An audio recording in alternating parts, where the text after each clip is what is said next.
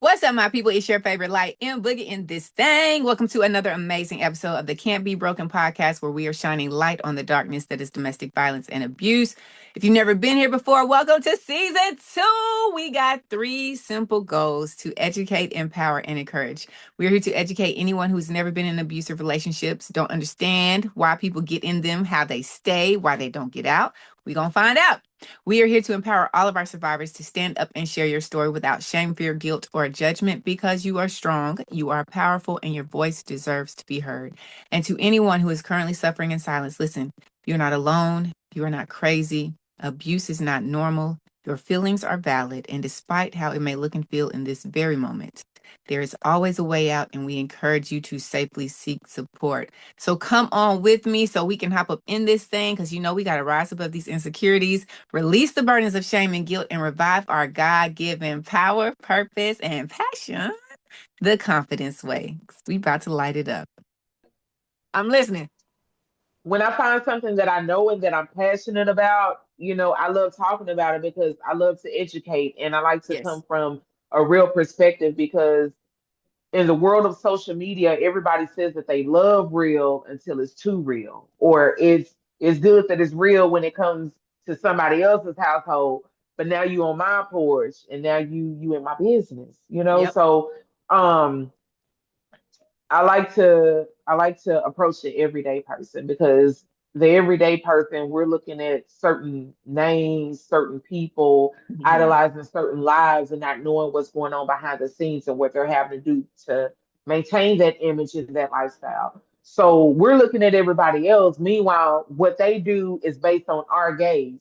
So I want to bring it back and be like, hey, this is going on too much. And I was a part of this too, much to my dismay, because before I never thought that I would be in a domestic violence situation because the women in my family, my maternal figures, my aunts, my great aunts, my mom, they were man eaters. My great grandmama, everybody, and she was married for 65 years and had a whole boyfriend in the house with her husband. So yeah, that's the type Wait. of family Okay. I Hold grew up on. in. Hold Oh, on. I got to introduce you. Hold on. oh. Y'all, Mm, listen. Oh, my goodness. I don't know how many straps you need for this ride, but baby, it's going to be bumpy. You hear me? Welcome, y'all. Welcome, welcome, welcome, welcome, welcome. This is a beautiful spirit, amazing. So y'all see, she ready, baby. She said on ready. You don't gotta get ready if you stay ready. If she stay on ready, she has her own cleaning business. She is a mother. She has, I'm gonna say, retired from one full career to start a whole nother career. She is a blessing yes. to all of the lives that she comes in contact with, but the world knows her as Arnedria.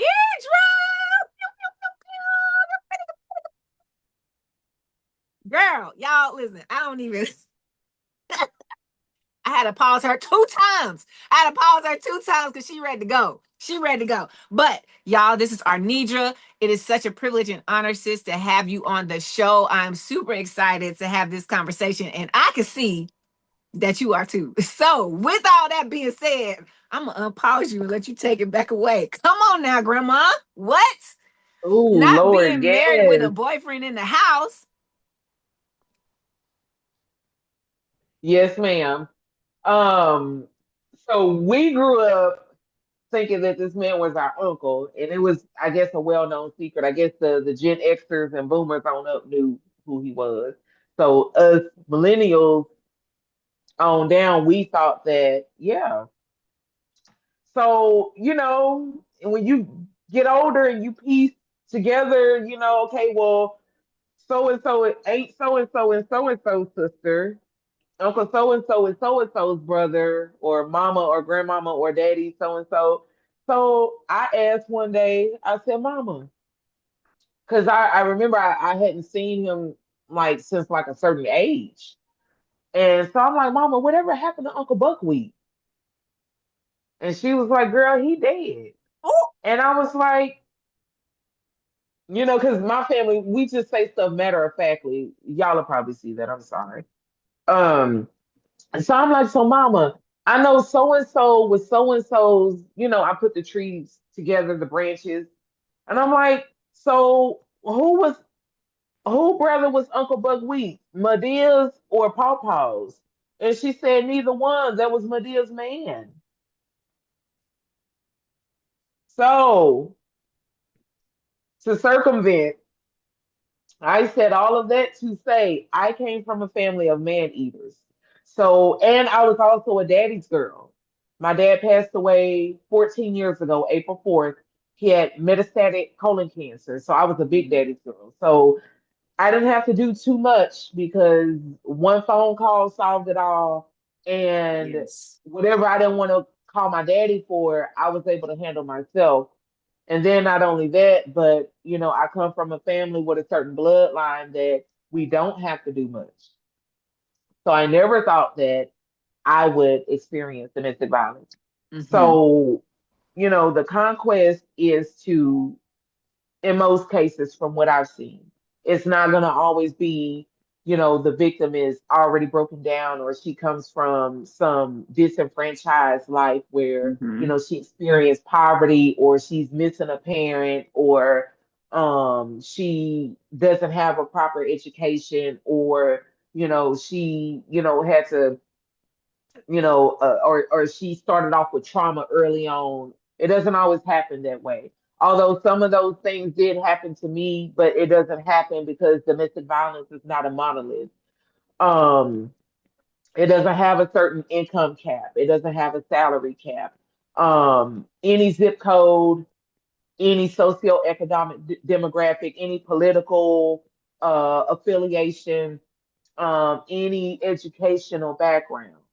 It don't matter if, the survivor stopped going to school in third grade or she has a PhD or JD or whatever. You know what I'm saying? So, um, while I was so in my line of work, in both working in healthcare and working in my own business in residential cleaning, I've seen domestic violence. I've seen how different people act. I've, in my own personal experience. You've been doing the residential cleaning for wait, okay, so you've been doing the residential cleaning for 6 months officially, but you've been Yes, doing it longer than that. yes, Is like it my different? whole Okay, okay, life. okay. Because I was about to say you didn't came across it within the last 6 months. Yes, within the That last 6 months. that's Um, wild. Okay, wait. Before we get into you, I need to hear this. mhm. Like, how did you know when you got to that house and you started cleaning up? How did you know that this was an abusive household? You could feel it. Mm, You could feel it. You could feel the house. And so again, domestic violence is not a monolith. So, it's not gonna be the unkempt house and squalor necessarily. It's not gonna be the super clean house necessarily, because it doesn't matter. So just the energy in the home, certain things. And if you've known the person, you can tell a difference. And if you've been in a situation where you've had to watch people's body language professionally, you could tell like the exchange. You could look at the faces, you could look at the cues, you could look at um certain, it's like a dog whistle of sorts. mm-hmm. And when you become yourself accustomed to, okay, if I know that I'm a highly visible person and this is going on with me, how do I remain this highly visible person without making what this is doing as far as trying to change me? How do I make sure that it doesn't change me to the outside world? So that's a lot of mental work. You know what I'm saying? Yes. So it's like you have to be careful of how you word things, and especially if you know that there's an audience and you don't know how much they're picking up on. It's Mm-hmm. like you try and overcompensate for what you feel they may have seen or heard. And so that was my experience. Just the over explaining and the nervousness and and so whenever I go to anyone's home, it's always judgment free for me Mm-hmm. because I know what it feels like to have a home that's had peace, and I know what it's like to have a home that once had peace and you fighting like hell to get it back. Right. But nothing looks out of order. And I know what it's like where it looks like all hell is breaking loose because things are out of order physically, but it's peace. So it's both, Mm-hmm. both ends of the spectrum. So when I go into someone's home, what I always want to do is make sure that they know that they're safe with me. And so I tell them what I'm doing, how I'm doing, and I make sure that whatever I do, I offer a gentle but firm touch, to get the job done, but to let it, be known that I'm doing it with care because Mm-hmm. your home is sacred to me. So anybody's home that I walk into, it's a sacred place, it's a sanctuary. So when you know it's not peace in there, you can feel it You can feel it. because yeah, because you can have all kind of hell on the outside of the threshold, but when you come across that threshold, it should be a different environment. Like all of that's left out there, kind of like when you go and you clock into work and you go into the building and everything that you experience on the highway and at home and in the garage and in the kitchen, you forget about when you get on those stairs or in the elevator. And then you don't remember it until you get back in that place again, and then you're about to go back out, and then you remember. So it's the same thing when you go from outside to inside. That's how it Yeah. should be. But when you have help from the outside and you bringing it on the inside, you can feel it. And so going into When you people's homes, interview, when you, excuse me, when you interview hmm or when you go to the house to talk about your services, if someone decides they want to clean you, when you were at that particular house that we're talking about, hmm was it you in front of the couple or was it just you in front of one person? Mm. yeah, So talk about that really quick because people don't like you share this on your social media platform how abuse is not it, and people don't realize it doesn't start with the physical. In most hmm cases it's the gaslighting, which is making you feel very very very loved, very very very special, very very very the hmm one person.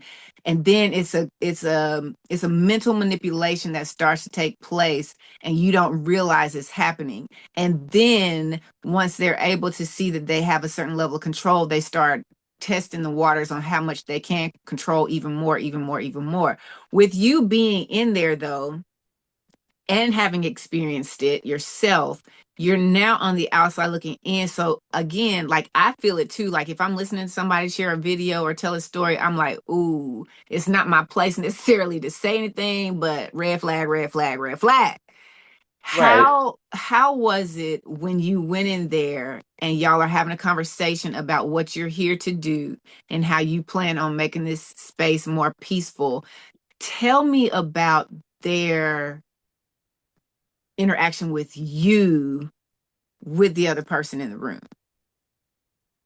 Super polite, super polite.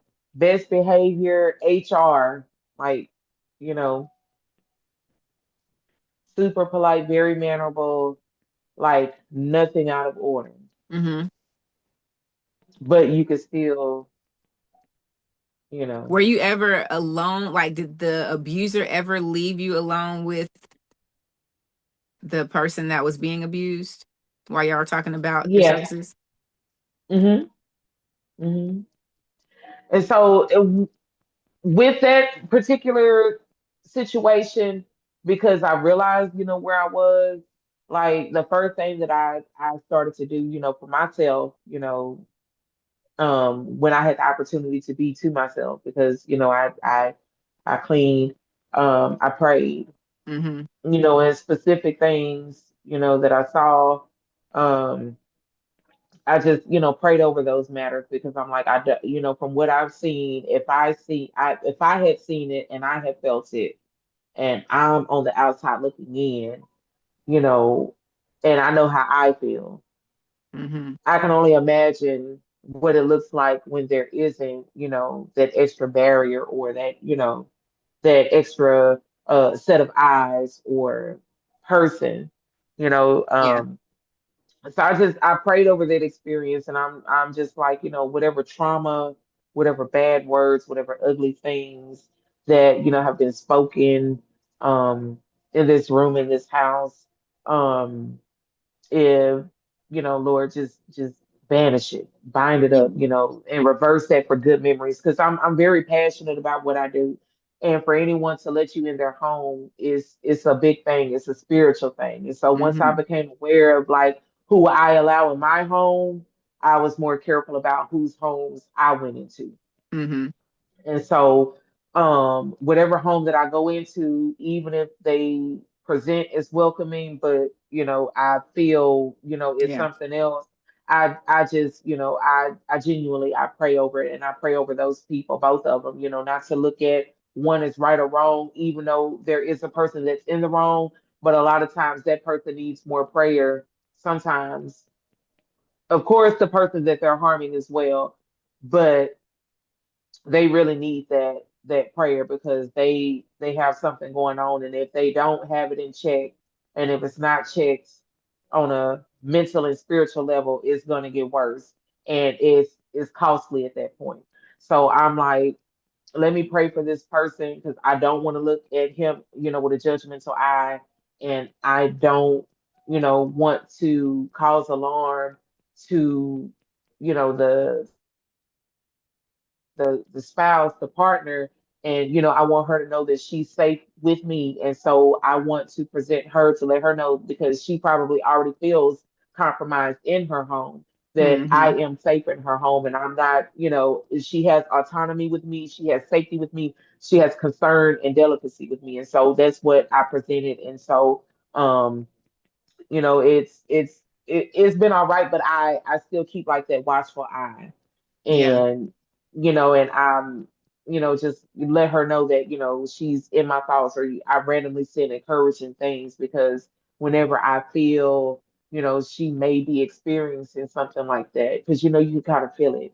I just Mm-hmm. send her encouraging things so that doesn't get into her mind, because an abuser, they start here and then it gets physical, as you Right. already said, like with the love bombing and the gaslighting. You said something so important though that made me think about the abusive ship that I was in is the energy that you welcome into your home as far as other people coming in as well as the energy that you walk into. And one of the things with Hmm. the control factor that's being used, like Harpo used to sage the house and all these things and wouldn't let people over, and I'm like, we're Mm, preserving your negative energy, we aren't healing any of the energy that's in here. But it's important that people who haven't experienced abuse or who haven't made it that far down the path of abuse to understand that they're going to paint the picture to make it sound like it's in your best interest when in hmm. reality they're working on the isolation tactic. Like, I don't want everybody, Absolutely. we just moved in here, babe, let's get Hmm. ourselves to like, we couldn't have people over for Thanksgiving, nothing, let's get Hmm. ourselves together and let's get our Hmm. house in order, and once we do that, then we, but there was no intention of him ever really wanting people to come in because, like you said, the energy is felt. And if these outsiders come in, he knew, I didn't know, he knew that they Yep. would feel that energy.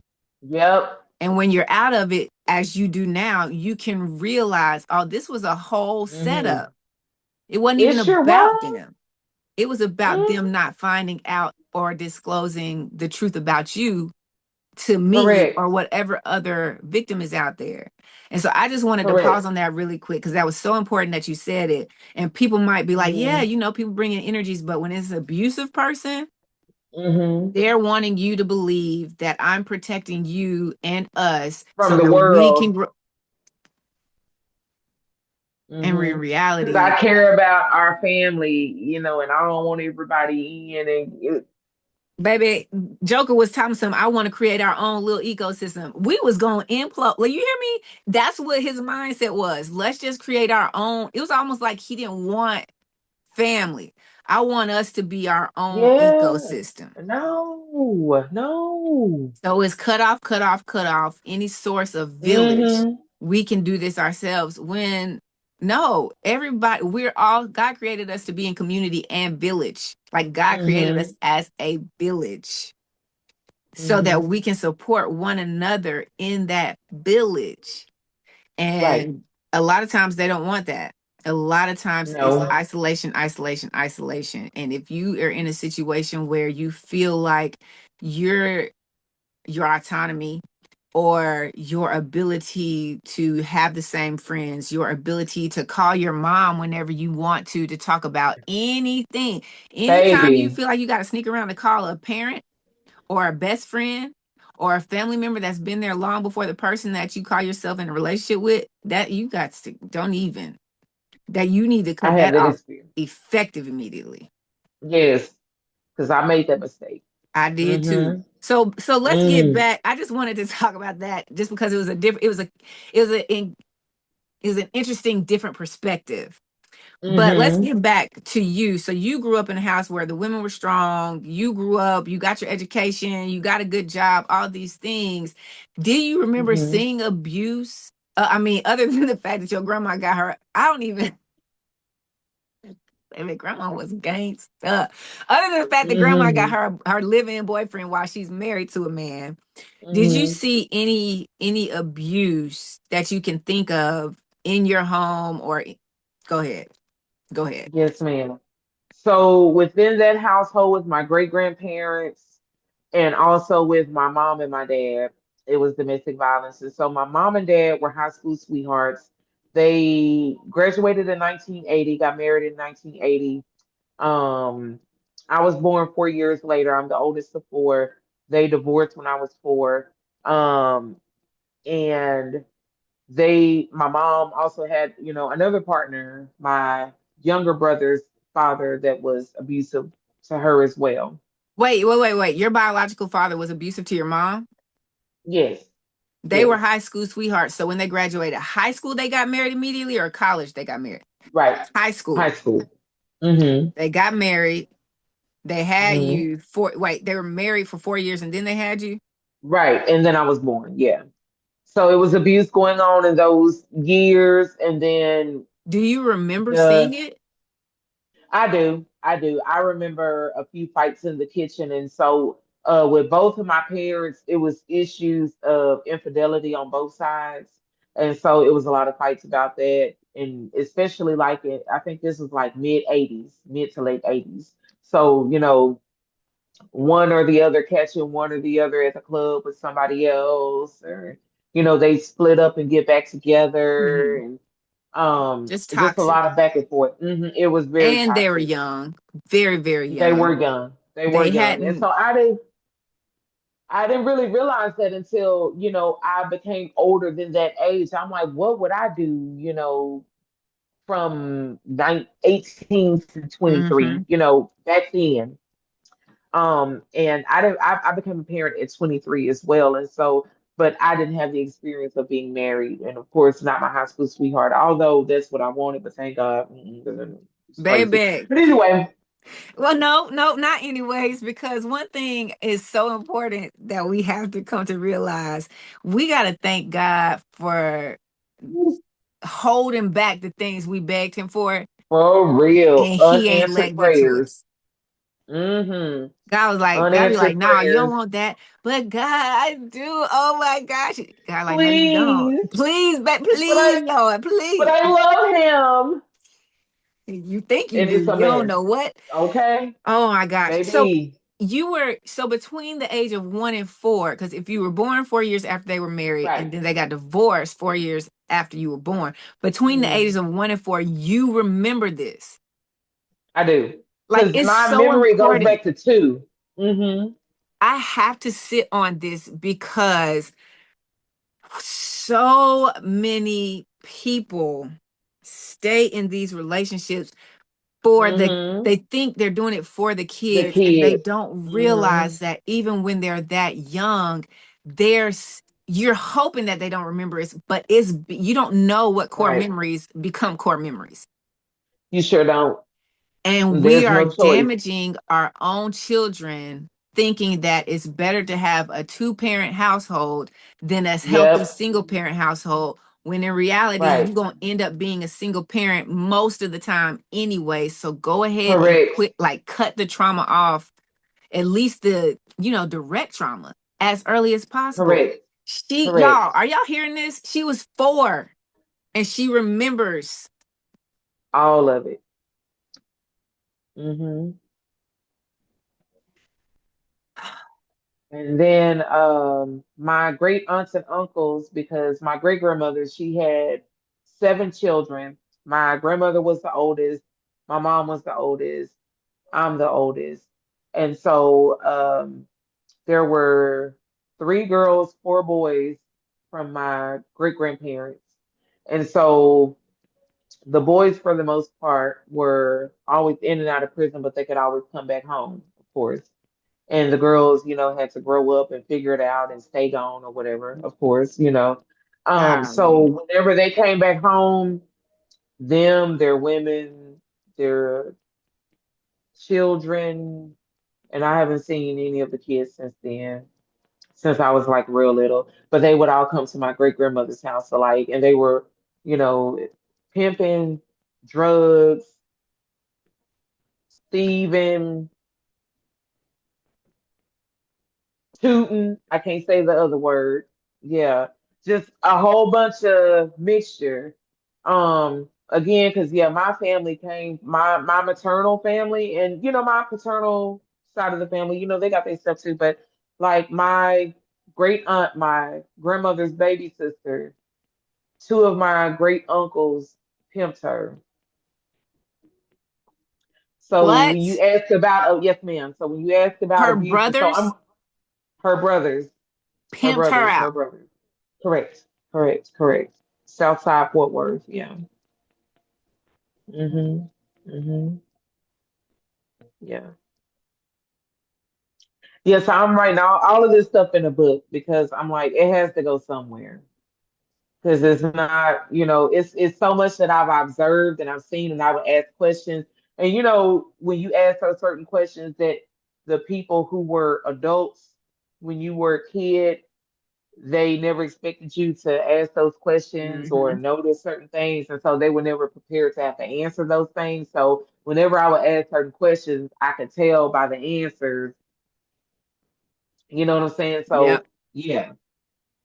And my grandmother, when she was leaving out of here, she told me a lot of different things as well. And so it was like a lot of multi-generational abuse, if Hmm. you want to ask. And so not only does that include domestic violence, but sexual abuse as well. The same person that abused me as a little girl abused my grandmother as a little girl. Do with that Whoa. information what you will. Yes, ma'am. And my mother. So yeah. Okay, hold on. Yes, ma'am. Yes, ma'am. So someone old enough to be your great grandfather, Yes, my step great grandfather. Yes. the boyfriend, No, the husband. your great Because he grandmother's wasn't, husband, yes, because he wasn't my grandmother's biological father. biological father. Because they got married when she was like 2 years old. Met and married when she was 2 years old, my grandmother. Your So your yeah. step grandfather Mm-hmm. sexually abused your grandmother, Mm-hmm. Mm-hmm. then your mother, and then you. And he died a month before I gave birth to my first child. Because a month or two before that, my great grandmother had a stroke, and she was in a nursing facility. And I guess the thought was, I guess she was never coming back, and they found him on the bed, collapsed, gone. So yeah. Hold on. This is why these conversations are so, there is absolutely no way one man should be able to sexually abuse three generations of women in the same Three family. generations. Like Mm-hmm. if your grandmother knew Yep. what she went, so am, I don't want to assume. Do you think your great Hmm. grandmother knew that he was abusing y'all? I think so. I think so. I know at least with my grandmother and my mom, and what they did and what they usually do. I don't know if they do it in other cultures, but I can only speak for ours. Usually the girl will get blamed. The girl will get uh what's the word? It's not infanticide because they would be making her a baby, not parentified, but basically making her more of an adult and more the decision maker in that situation rather than blaming the actual abuser Mm-hmm.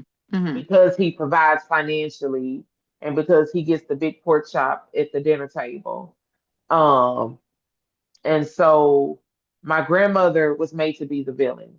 And so when she became an adult, because she had to stop working, I mean, she had to stop going to school in the ninth grade to help support them and the children. And so when she became of age, she left and went to California and then came back. And then she had my mom.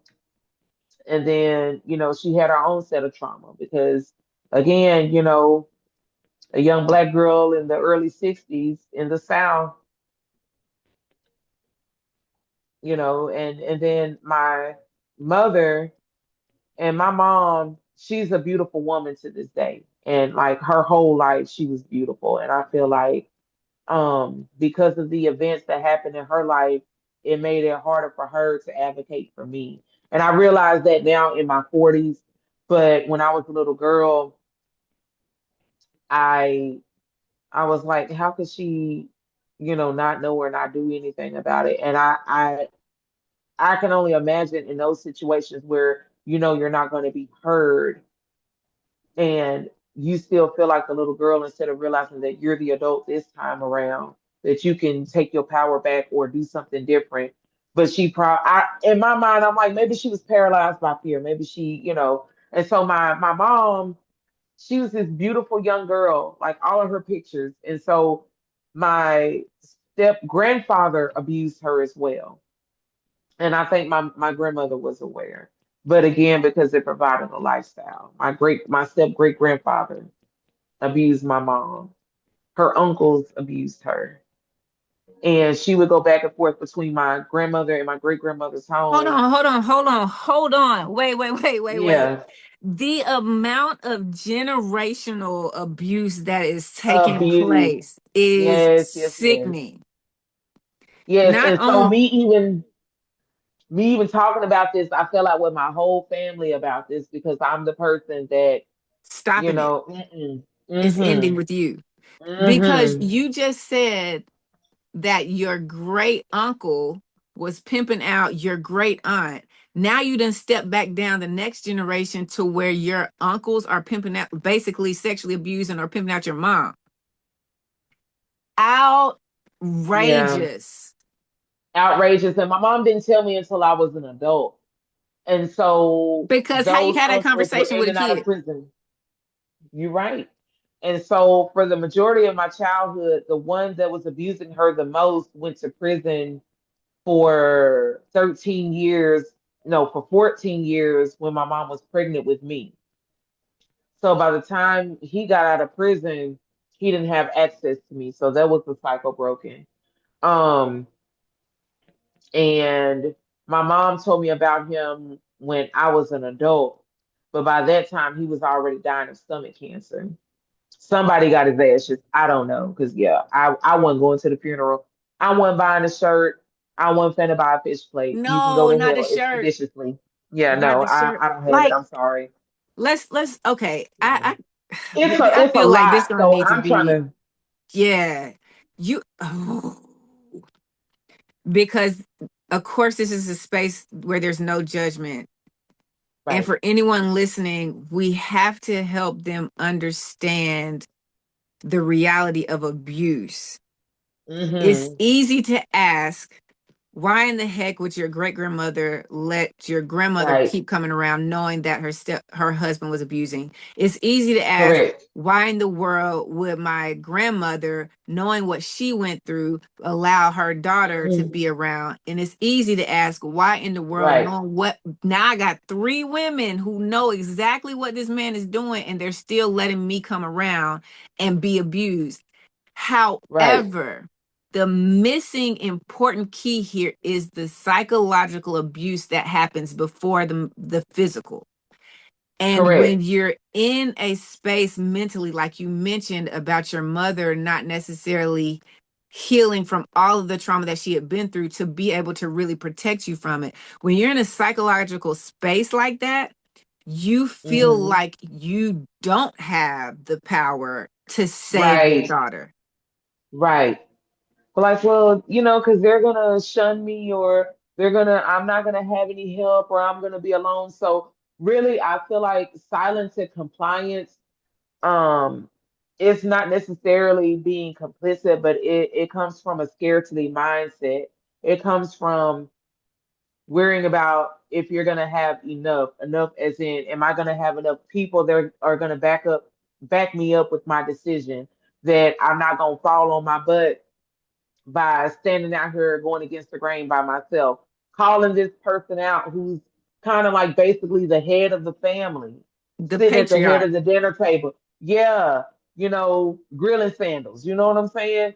Um, Paw, all the And babies that's come through the family done sat in his lap. So he's the patriarchal figure of the family, and so what do you do when the people that have helped you are also the people that are hurting you? And then in my mindset, I'm thinking, okay, well, when my grandmother was a single mom and she went through what she went through, that was her help as well. That same family that abused her. Yeah, you can bring your kids over here so you can work 2 or 3 jobs. Yeah, you can pay us and give us your money, or whatever it is that we need. Um, and so the same thing with my mom when she had us, and she ended up being, because she wasn't legally divorced from my dad until 2009, even though they separated in 1988, and then my dad passed away in 2012. So during all that time until she met my stepfather, not the person that abused me, but my somebody else after that. Um, she relied on that same family that my grandmother relied on. So while she's working, because now she went from being a stay-at-home wife to working or not working or whatever she was doing, and then or clubbing, because my mom was that type of mom too. She wasn't no babysitting type. Even to this day, my mama's not that kind of grandma. And I have 2 out of her 3 grandchildren. your mom said, I'm outside. Yeah, yeah. Just now sitting down in her 60s, but back then, 80s, Yeah, 90s, it's over with. she wasn't doing it. See Hmm. you Sunday evening. Mm-mm. Yeah. Um, so my mom relied on that same family that again helped her but hurt her. Hmm. That helped my grandma and hurt my grandma. So when I became an adult and I approach those same timelines that my mom and grandma did, everything had changed. People had started dying off or getting sick, or, they were not in that same position of power that they used to be because the guards Hmm. had changed. And so for me, I felt like it was a lot of cycles broken. Like even a year and a half before I got pregnant, the person that abused me, other than my step great grandfather, had died a horrible death as well. You're Um, talking now, you're about the other guy that your mom was dating before your stepfather. yes, yes. So, Before you get to him, um, I have a question. mhm, yes. When your great grandfather was abusing you, did you ever take that to your mom and say, "Hey, this is happening and I don't know what to do with it"? When Like, that did you was, take it while you were younger? I told her when I was 11. So I told her years after it had happened, and then the other abuser had went to prison because it was going on concurrently. So I was being, Whoa. yeah. So I was being abused at home Wait. Two separate grown men are sexually from four assaulting to you. six. Correct. From 4 to 6. Yes, ma'am. So yeah. So while this was going on, the my mom's boyfriend that she was pregnant by ended up going to prison. I think he had something to do with the murder, but he was also in the dope game And then he was also pimping my mother, who was still married to my dad. So by the time he had been in prison for a few years, and I didn't know how long he was sentenced at that time, but at that time I was 11 years old. I was in the sixth grade, and it was like days before Christmas break. It was 95. And I sat my mom down because all of a sudden I just had this feeling come over me to tell her. And I had that feeling a few years before, but it made me so nauseated. I didn't want to ruin the day. I was scared. I didn't know what to say, so I didn't tell her. So I waited like 2 years later to tell her. And so when I told her, um, she was sitting down on the floor. I was sitting on the couch behind her and I was combing her hair, greasing her scalp. And I'm like, Mom, I need to tell you something. So I pulled her in the room and I told her. And so when I told her what was going on, I didn't tell her about one or the other. I told her about both. And so during that time, my stepdad worked nights and my mom was at home, at night with us. And so she, the next morning, told my mom, no, my grandmother and my grandfather, which at that time, I didn't know that my step grandfather was also responsible for abusing my mother. And so when I told my mom and she took me out of school the next day, I'm thinking we're gonna go and do something about it. I got a day out of school.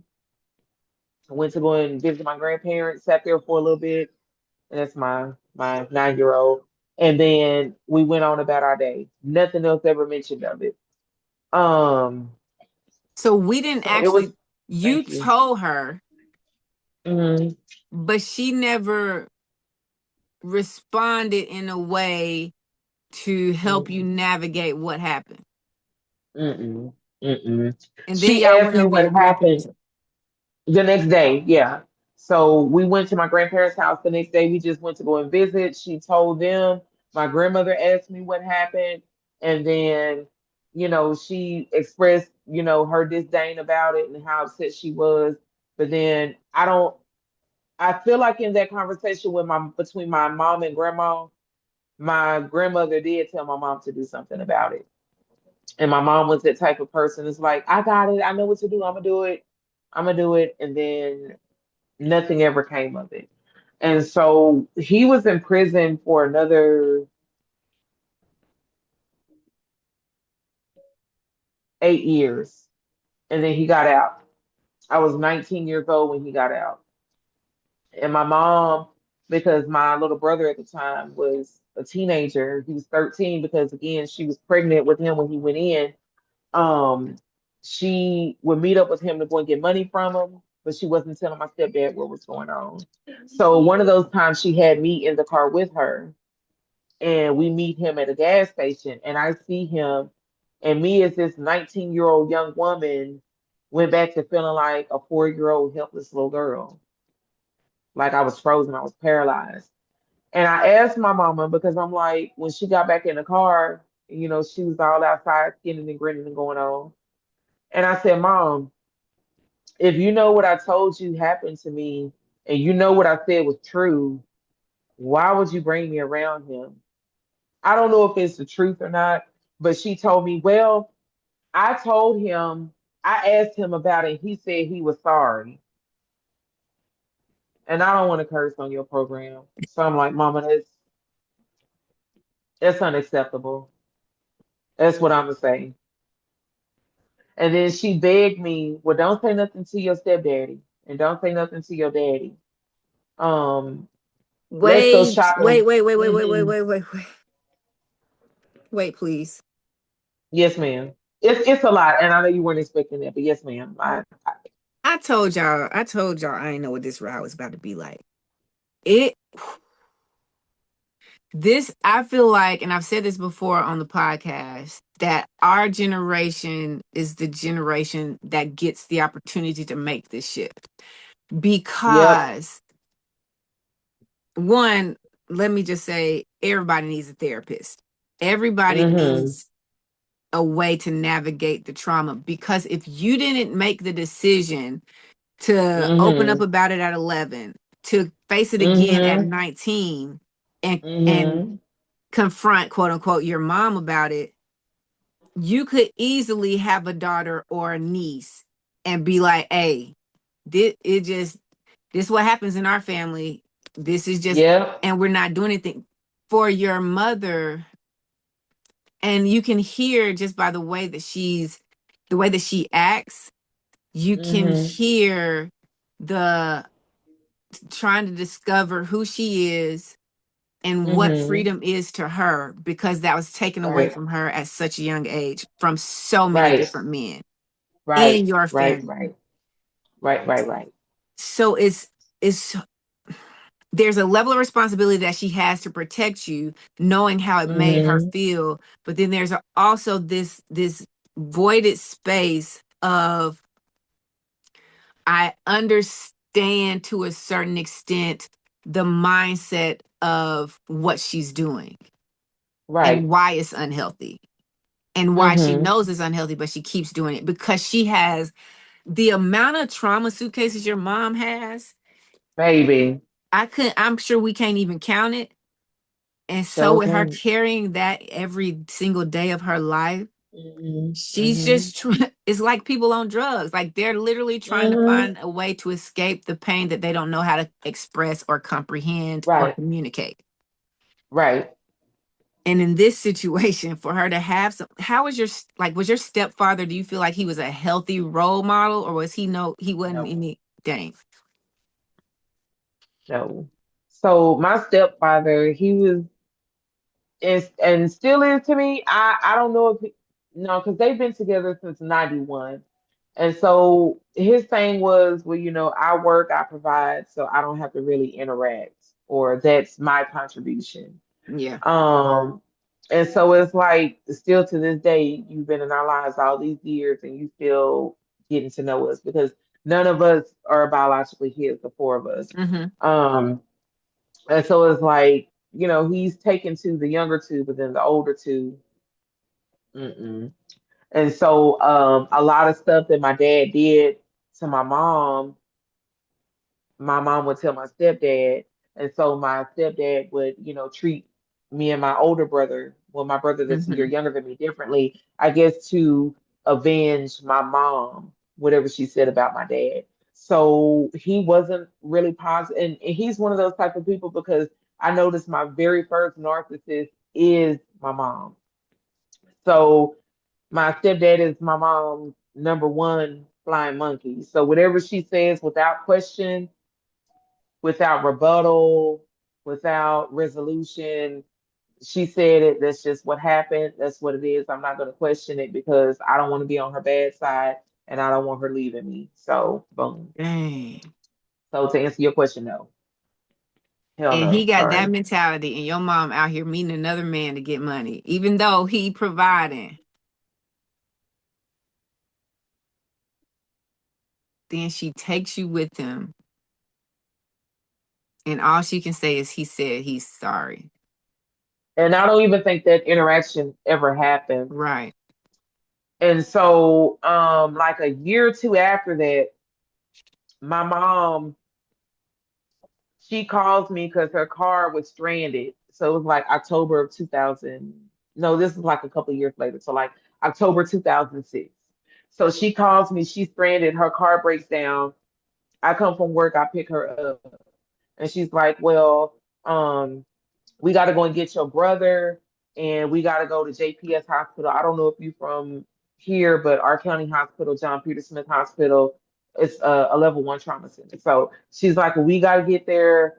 Your brother's dad been in an accident. He been hit by a train. So uh, yeah. So I get to my brother. We get to the hospital. On the way to the hospital, my mama talking to his family.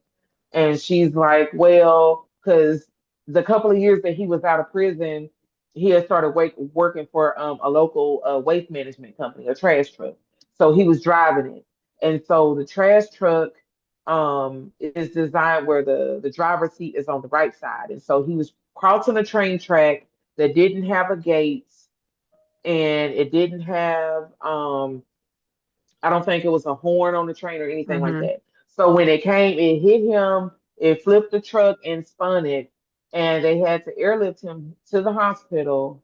Both arms, both legs were broken, breadbasket exposed, ribs broken, brain exposed.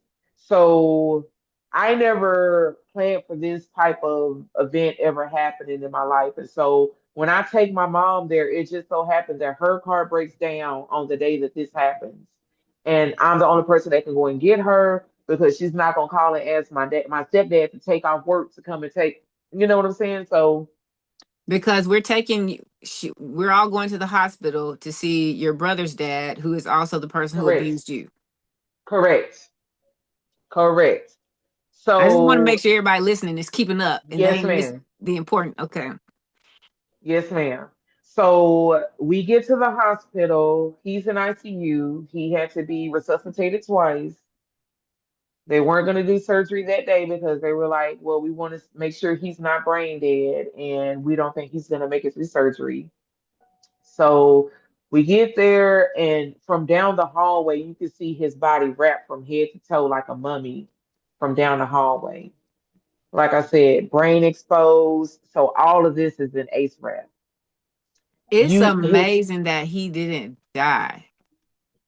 correct. Correct. Lips was swollen like this, like smoky Denmark sausages. All of this right here broke up from head to toe, like he's wrapped up like this, tubes everywhere. And the Golly. Lord allowed me to see him like that. And it made me think about this scripture. I believe it's in Mark. I don't know if it's 18 and 6 or 6 and 18, but if you cause any one of these little ones to suffer, it'd be Mm, better if a millstone be tied around your neck and you be cast into the sea. dang. So when you rob somebody of their innocence that God gave them and you change their view on life forever, Mm-hmm. you got to know that's coming back to you, and you can't choose how it's coming back, if it's coming back, when it's coming back. So Dang. when I saw Mm-hmm. that for myself, I knew God didn't forget about me. And then only to find out that I was not his only victim, How did you find because that out? yeah, so I'm going to fast forward a little bit to 2024, fall of 2024, November 2024. So with my abuser, I am currently fighting a case where I pulled a weapon on him at my home. Okay. Child, I'm over here trying to find your scripture and you Yes, ma'am. wait. Okay, and for people who are going to be watching this episode who's going to be like, "Oh my gosh, she's not taking this seriously," because there was another episode. Let's just pause for a second. There was another Mm-hmm. episode in last year's season where me and the guest, she was in a cult church, and the Mm-hmm. entire episode was a great conversation full of Mm-hmm. laughter while we're talking about this. I mean, it's just like Kevin Hart, right? Laugh at my pain. And Right. what I try to explain to people is when you have gone a certain extent on your healing journey and you Mm-hmm. are at a certain level of peace with what you have experienced and you know you've Mm-hmm. experienced it, but you know you're not that person anymore, Right. you look back on how absurd the things you endured were, and almost like the Like only thing saying you it out of can my do is mouth, laugh. Like, like what? this can't Because be on real. because on the Yes. front side of it, if somebody were to sit down and tell you and itemize word for word, like a lot of the stuff that I just said, or some of the things that I'm about to tell you that I've been through, Ain't nothing and funny. you're like, well, who's trying to go through that? Me? You somebody lied. I know doggone what, not me. Right. I would never make it through that. No, And that wasn't. I'm here somebody that's done been through hell and back and that had my tail handed to me on a platter. You can and will make it. But you have to be obedient first and you have to come up out of that. Even if you scared, Yes. even if you broke, even if you Yes. broke in, even if you Yes. got to start over, even if Yes. everybody done gave you their butts a kiss and they reject you, you got to leave anyway. So anyway, Hold on. so I'm yeah, almost afraid to get here because I feel like I'm because it's jumping too far. timelines, Yeah. but they intersect though. But I feel like They this is that. What's intersect. that movie? Dang. It with was the a movie. butterfly effect. That's a good one. That's not the one I'm thinking Mm. about. It's not Inception. It's Click with Adam mm-mm, Sandler and the remote. dang. It's a movie with Johnny Depp, and he's this author. What is the name Hmm. of it? Anyways, you really can't tell. It's almost hard to tell which reality you're in, Right, right, right. but they do this. And this is Hmm. what I'm hearing. But like they intersect, but then they're in different seasons, but at the same time, Right, they're right. tell it how you need to tell it Because though. I mean, we I we got got it. We you. got to pause on your we got to pause on the abuser that we're gonna get to Yes, that because abused my you. mom in this situation tells me Blessed who assurance. was the other victim. Yes. But So this is years after the train wreck. yes, All right, well, let's get yes, to that later. Okay, I'm sorry. Let's just stay on the yes. I So the could keep train going, wreck, yes. but let's just stay on the train wreck. So yeah, so the train wreck, Blessed assurance. he survived, I think, one more day because they made the decision that um there was no activity with his brain. So my Wow. brother and his siblings, because of the nature of the accident, they ended up receiving a settlement. And Wow. from, I guess, I don't know if it was the trash truck people or the railroad. Yeah. But yeah, so that happened like that. Um, Can I ask you something? but anything. How how did his children take that? And did they know that he was abusive? So they didn't know until 2 years ago about what happened to me because I told them, although I told my younger brother when he became a teenager, when he was old enough to understand, and he believed me. They knew that their father was a pimp and that he was in the dope game, but they could not believe that he was abusing me or anybody else. But everybody else in the family knew that he was abusing somebody else within his own family. Hold up. So they can accept again, this is judgment free. We just Hmm. breaking stuff down. Right. So we Hmm. ain't throwing darts at nobody. They Right, can right. accept that their father is a dope dealer and a pimp. And for those of us who don't know what a pimp Because it's is, cool. It's cool. My daddy sold dope. My daddy but lived you the can't lifestyle. believe that he sexually molested a child. Like this is something that has to, and it's our culture a lot. Like what we Because it's idolize money. in this culture. Hmm. But then you think that like those two things can't be true at the same time. Right. Because in our culture, a lot of times when you come in from a poverty aspect of it, money Man, equals morality. So that's why it's a lot of people in the world right now that's getting called OG and Big Bro, and they in their early 20s only because they got $5 more than their peers. right. Even though they haven't really paid any dues or really contributed anything to life outside of their zip code, but because they got a little bit more money, we're gonna put you up on this pedestal, and the only way you can come down is if your net worth come down. Mm, So yeah, so that's that's that's what. how did that Hmm. make you feel? I expected it, which is why it took me so long to tell them. But the only Okay. reason that they ended up knowing that he was capable of doing it is because not only did my mom confirm, but then another one of the cousins that is the niece of the cousin who was abused by him as well, because it all went down on social media. Because as I tell my Dang. story, yeah, as I tell my story, they like, well, who you talking about? Because they sound like you talking about my dad, and I'm like, I am. Well, you can't be another. So they going behind the scenes, trying Hmm. to do damage control, not coming to me with it, but talking about me behind the scenes, talking about I'm like, there's no way in hell I'm lying. As a child, this shouldn't even be a part of Uh, my imagination.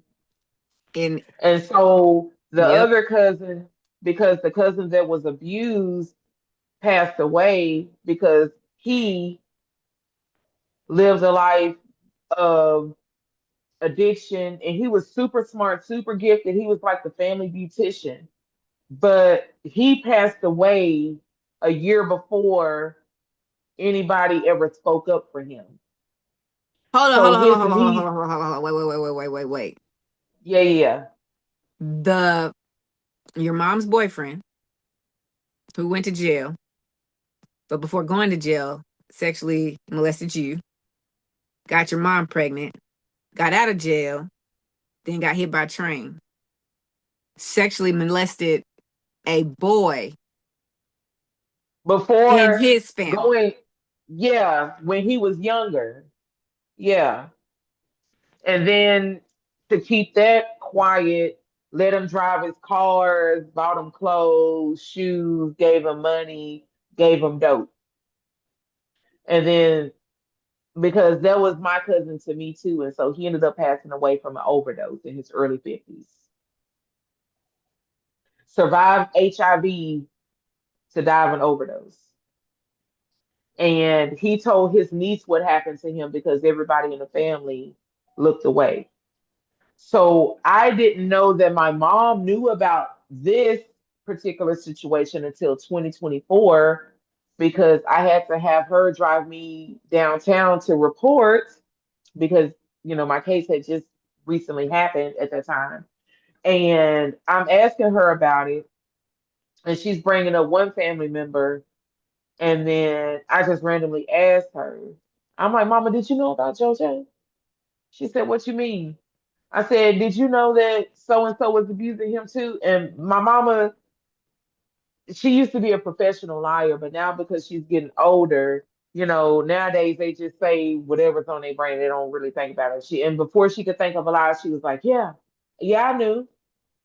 I said, So if you knew that he did that to JoJo, when I told you at 11 years old what happened to me, why did you give me such a hard time or make me feel like I it couldn't possibly happen to me when you knew that it had happened to somebody else? And then that cousin, once he went to prison, once the abuser went to prison, ended up living in our house for like 2 to 3 years. So she knew.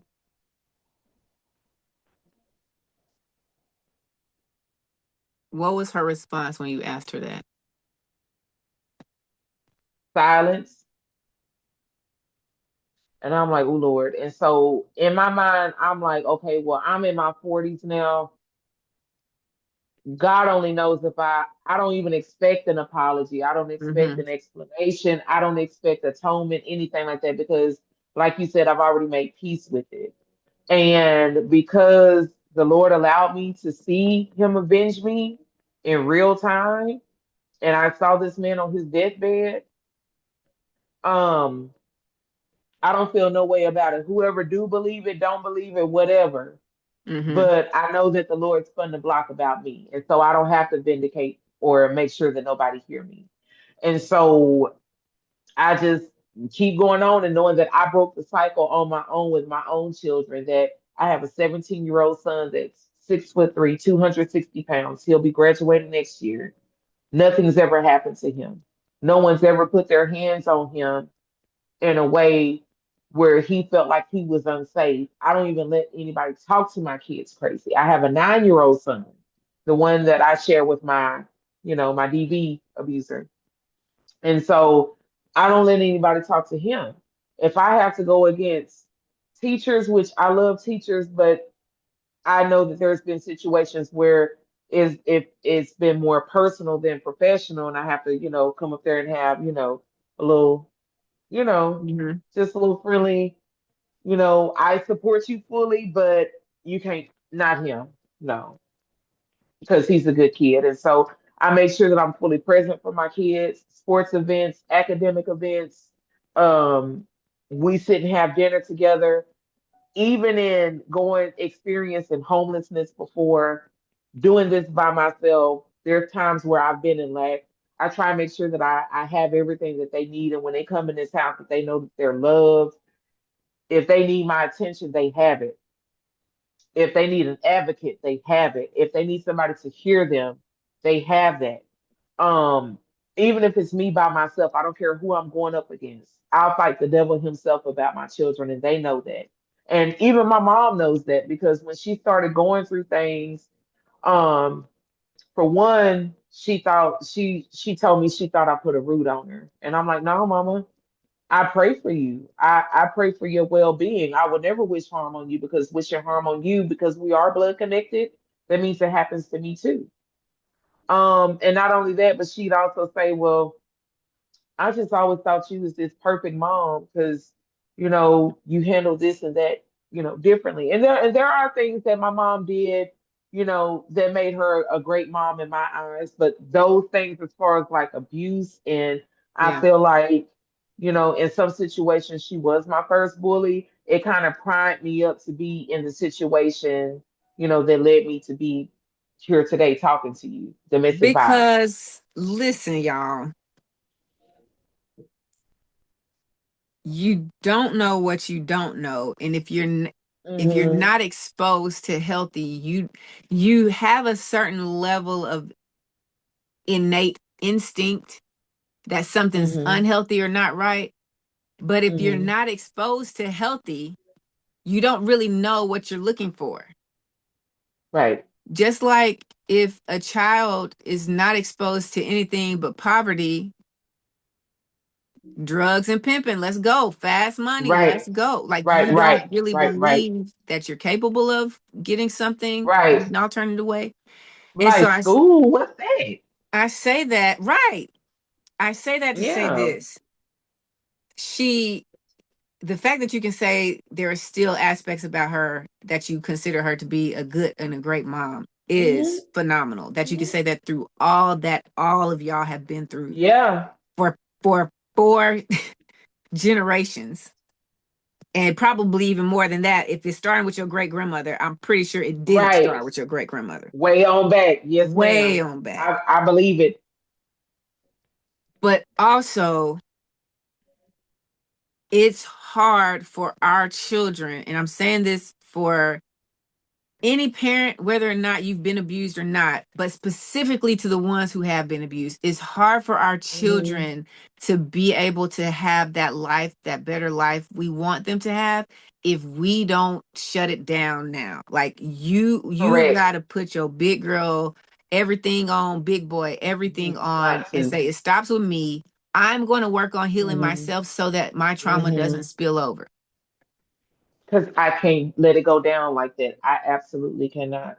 Like And you doing I. this to protect your kids is a decision. Hmm. Hmm. Because everybody It's a before firm you felt decision. this. Everybody before you felt Hmm. everything you felt, and they still Hmm. allowed it Opted out.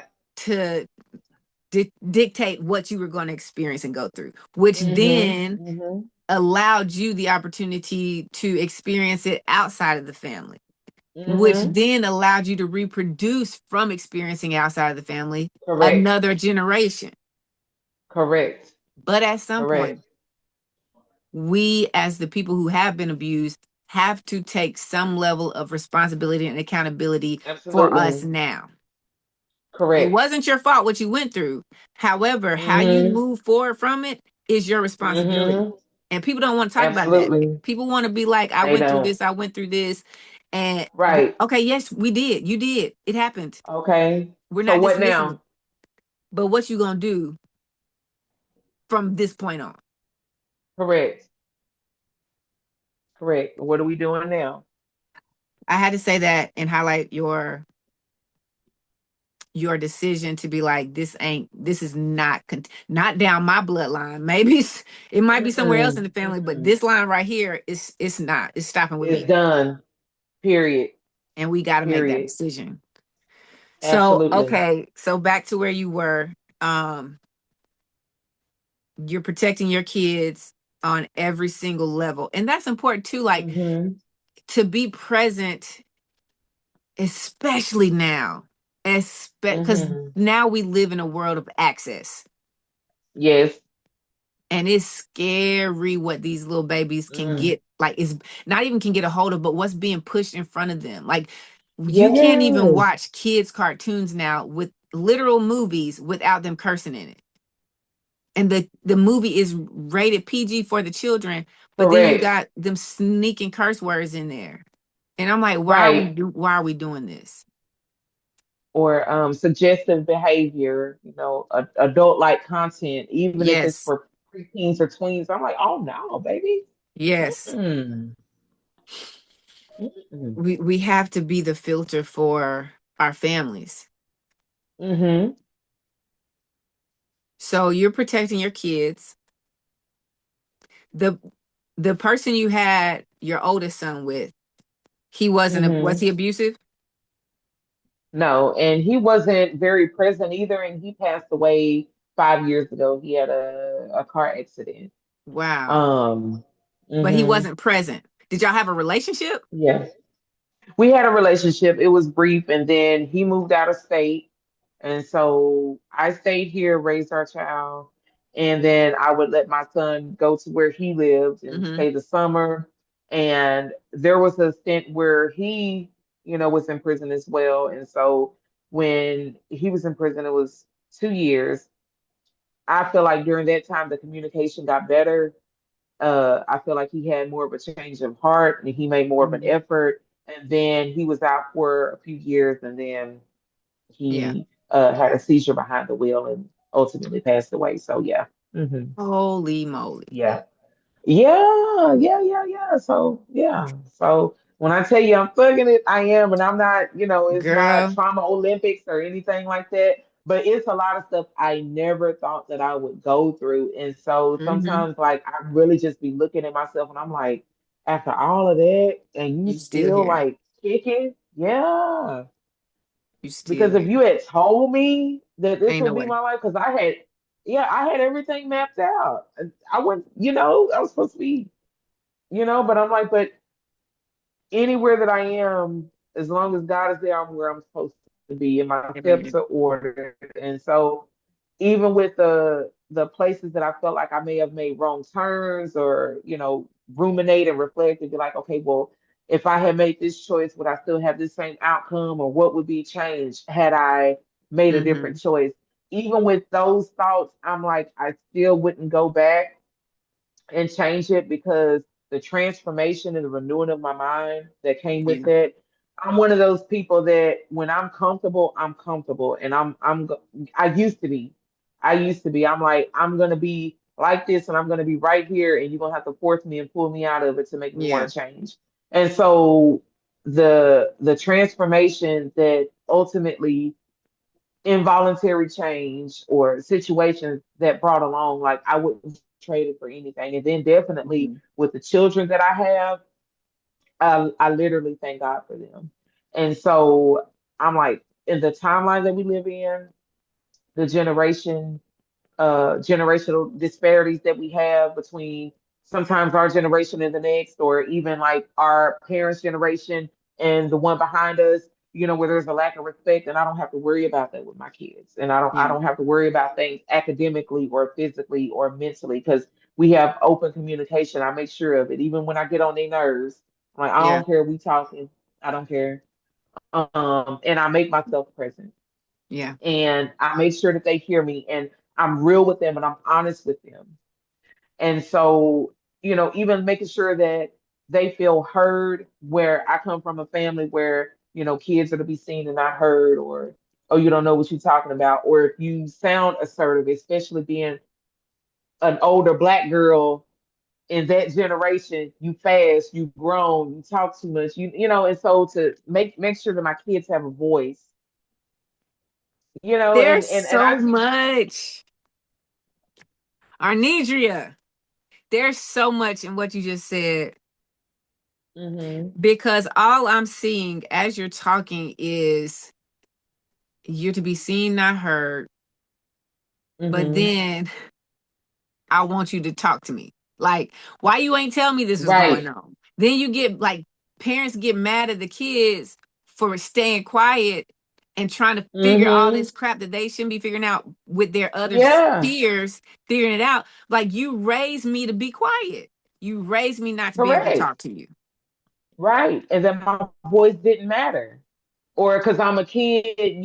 just take it with a grain of salt, charge it Yep. to the game. Oh, they don't know what they talking about. They kids.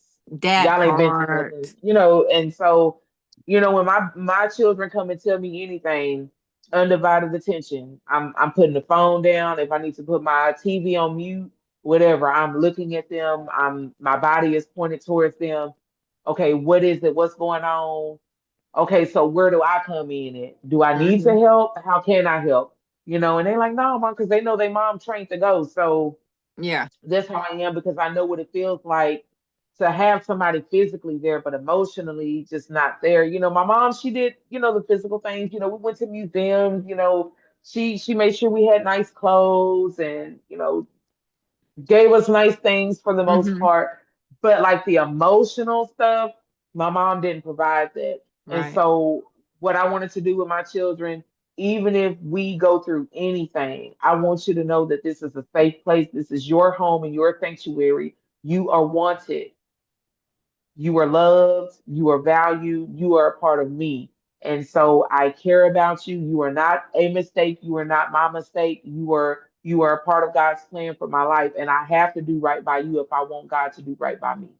And not just because of that, but because I love you and I chose you. You chose Hmm. me. And you are the family that I created, and you are my opportunity to make it right for this bloodline anyway. And Yeah. so I'm gonna do that no matter what comes, because that's where greatness comes from: adversity and opposition. Your character Yes. is built when you ain't got nothing to your name but your name, or when people trying to tarnish your name. Yes. And so that's what I teach my kids. And so I'm like, if I can give them that, then I feel like I've broken cycles, even with, my domestic violence experience, because I did as much as I could to shield them where it was certain things that they could not see, could not hear. But when I had enough, yeah, they saw that. I'm sorry. Wow. But yeah. So let's get into that because Yes. you have a 17-year-old and a Mm-hmm. 9-year-old, Mm-hmm. and the 9-year-old is with the abuser. Right. Yeah, I know you ain't expecting me to come on here right now, but let me tell you something. We got to pause this because it is way too much. Like, she had abused the first half of her life as a child, as you just heard. It was absolutely outrageous. Now we're getting ready to get into the second half of her life as an adult. And it's just too much. It's too much to try to make y'all sit here for a full 3.5 hours. So, that being said, we are going to have a part two with Miss Arnedria. Thank you guys so much for tuning in so far for part one. I hope you're doing okay.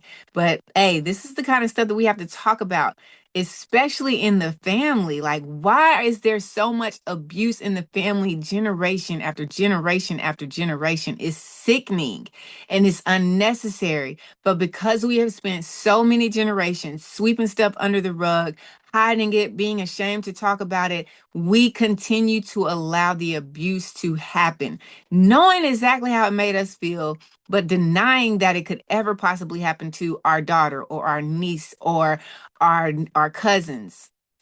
It happens, and it's going to keep happening, and we have to protect our family from the person in the family that is causing the abuse. But that's all for now. Thank you so much for tuning in so far in Miss Arnedria's story. Tune in next week so we can finish up the second half of the tomfoolery that is known as her life. You know what I'm saying? Because it don't make no sense. It don't make no sense. But we here, and this is what we're here to do. We are here to talk about, we are here to share, we are here to unearth the things that have been hidden so that we can save the next generation with these conversations. So you know what it is. Until next week, we gone. Pew, pew, pew, pew.